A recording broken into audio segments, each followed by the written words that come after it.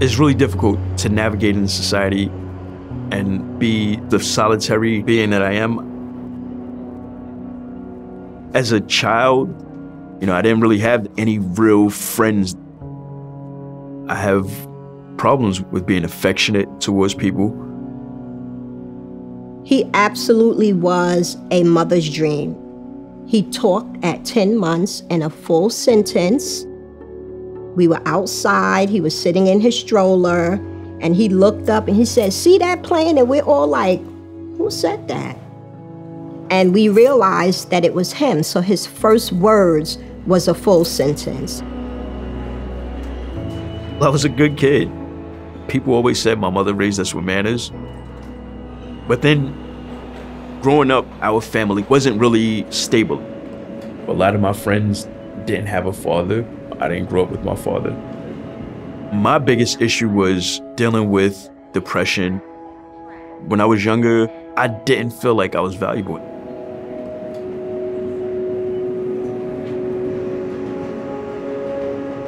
I grew up in Brooklyn, New York.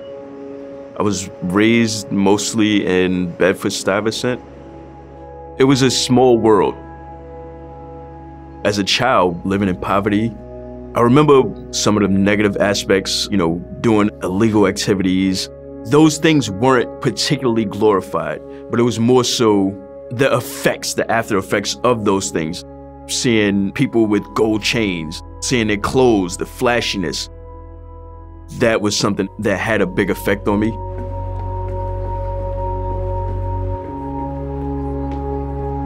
Coming to terms with him being incarcerated, and that the child that I gave birth to, that I raised, I'm sorry.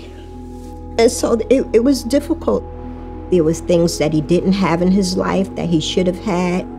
I wasn't in a position to provide them for him. You try to rationalize how you ended up in this place. Drawing became most therapeutic for me in prison. They put me in solitary a few times. They call it the shoebox, and it literally feels like you're in a tiny, hot shoebox. I'm probably not able to describe how mentally difficult it was. I mean, I lost my mind in there. I had ants crawling around in myself. I literally started thinking that I could hear these ants making like noises. I was talking to the ants.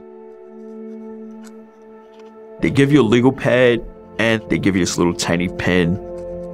I took that legal pad, and with one legal pad I said, you know what? In this pad I'm gonna draw all hands. And this other pad I'm gonna draw all faces.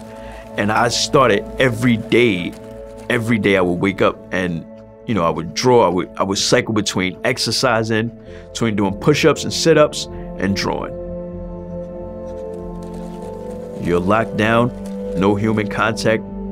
You can't imagine how difficult it would be to not see another person's face for that long. This is where art became my therapy, where I've learned to not just escape, but to also deal with my problems with art, to also reflect on my life through my art.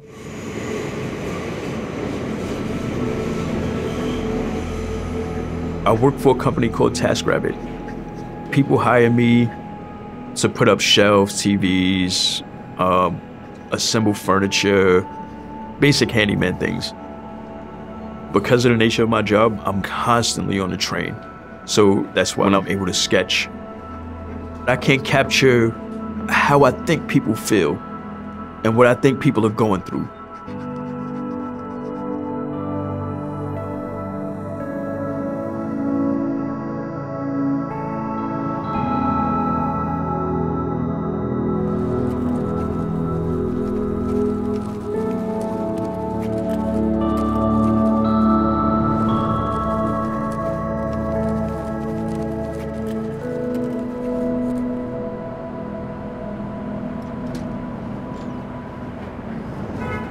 So, How you doing? good. How's school? Good. How was work? When my son was born, that was my last time being incarcerated. My father wasn't there, when I was a child. He was incarcerated as well for most of his life. We went to the Spider-Man then. Hey, you never know. This the comic books. I said to myself, I'm not gonna allow him to grow up, the way I did. I'm gonna be there. I'm gonna do everything I can to make sure, he has a better life.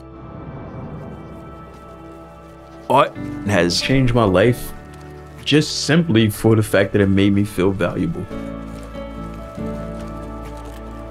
What I'm doing while I'm sketching on the train is still very therapeutic. It's one way that I can open up a dialogue with people. Those kind of connections are really important to me.